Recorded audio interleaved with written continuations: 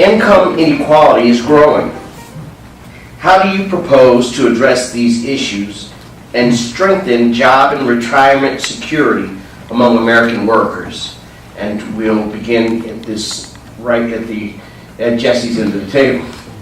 Does that mean me? Yeah. Andy Harris brought Speaker Paul Ryan to our district, to Kent County, to Carroll County to stump for the tax bill. And before the tax bill came out, Speaker Ryan said, don't worry about Social Security, don't worry about Medicare, we're not going to have to touch it. And then a week later, all of a sudden, it's 2024 and 2026, those programs will be empty. We have to protect, but not just protect, we have to fight for, like cats and dogs, and strengthen Social Security and Medicare. That's part of it. The other part is community colleges. Community college ought to be the on-ramp to the middle class. Community college could and should be free. That is a great way to address income inequality. And it's programs that make sense in our district, because we're not a district of smokestacks, and we're not a district of computer chips. But solar would work, cyber would work. If we're on the Eastern Shore, I'm talking about oysters. Oysters would work. We're going to need a new tax bill. We are absolutely going to need a new tax bill. And the last thing is, if you look at our environmental platform, 10 billion oysters will do wonders for the environment, but it's also going to be an economic engine, because if you invest in the environment in our district, it will be good for jobs. It will create jobs, and those jobs will address income inequality. And it all comes down to this 37% of families. 37% of our families in our district are one carburetor away. They need to be protected if they have the ACA. They need programs. They need jobs, and it has to come through the community colleges. Community colleges could and should be the on-ramp to the middle class. That is the best way to address income inequality. Thank you very much. Thank you.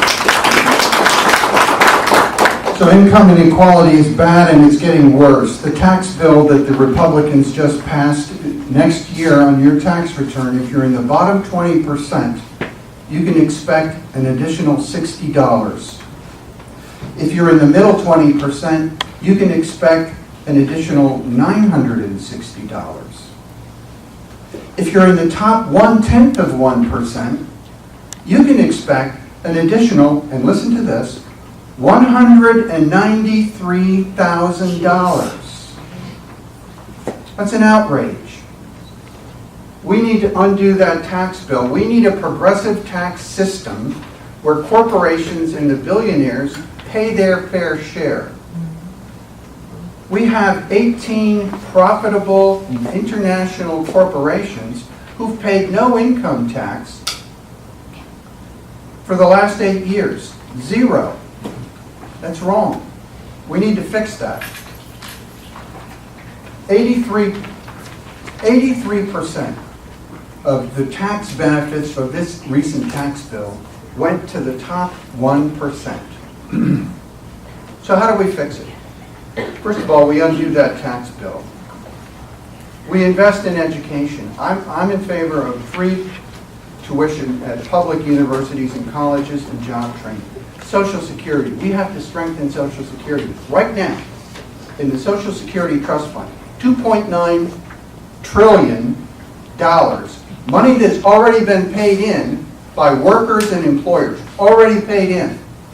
We can guarantee the solvency of Social Security by eliminating the cap. Right now, if you make more than $127,000 a year, you don't pay any more Social Security. If we eliminated that cap, that would guarantee the solvency of Social Security for another 75 years. Easy fix, something we need to do. So those are the things that I would do to reduce income inequality, strengthen our job and our retirement security among working Americans. Thanks. Thank you very much.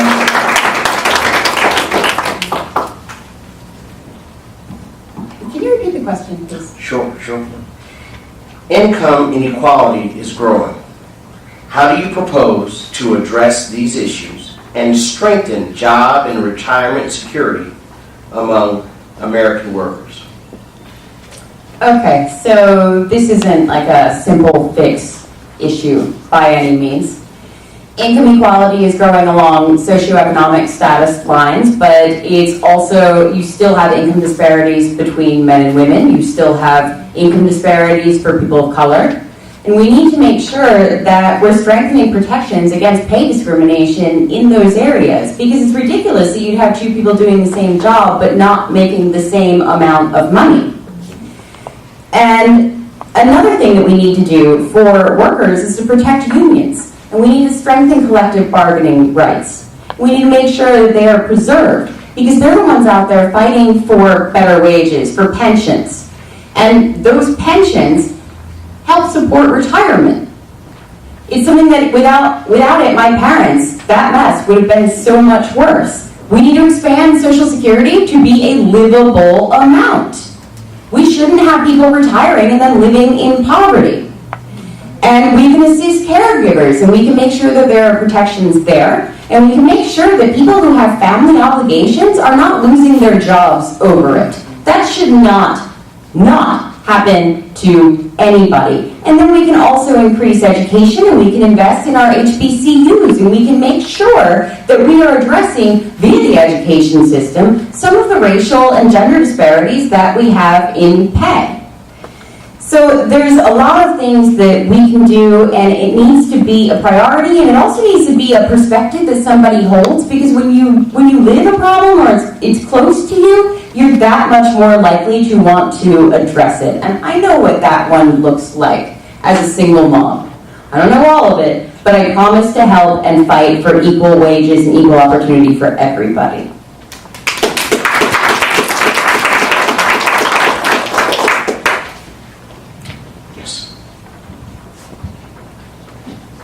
I met with a friend I hadn't seen since I graduated high school last night. He told me there's 700 applicants each year for Harvard Tech, and 250 get accepted. And the real irony, or the real tragedy perhaps, in the reason is, well, they don't have enough people to teach the mandatory math and science and English requirements to meet the graduate degree program. But he's got 10 kids in his class for his specific vocation.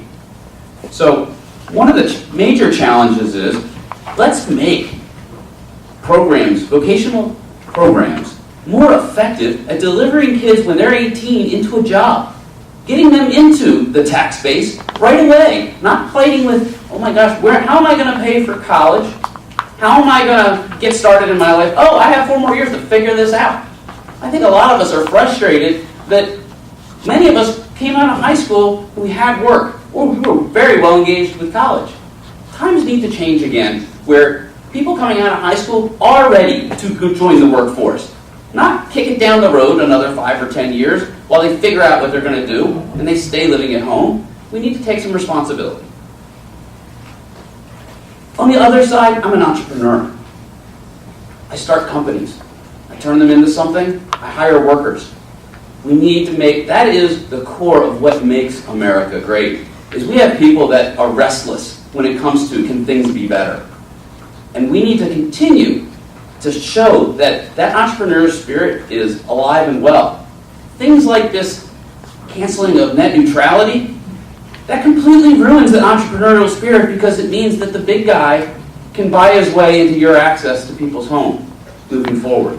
That completely strips away that motivation and that drive when you know that the odds are stacked against you. Issues around equal pay are things that we can handle in a Congress. But they're complex too, because you can always write that same problem into different terms, and it's going to make it very hard to legislate that one. But I think there's steps that we can take, and there's good practice out there. Around the retirement pension problem, we know that's a big one coming.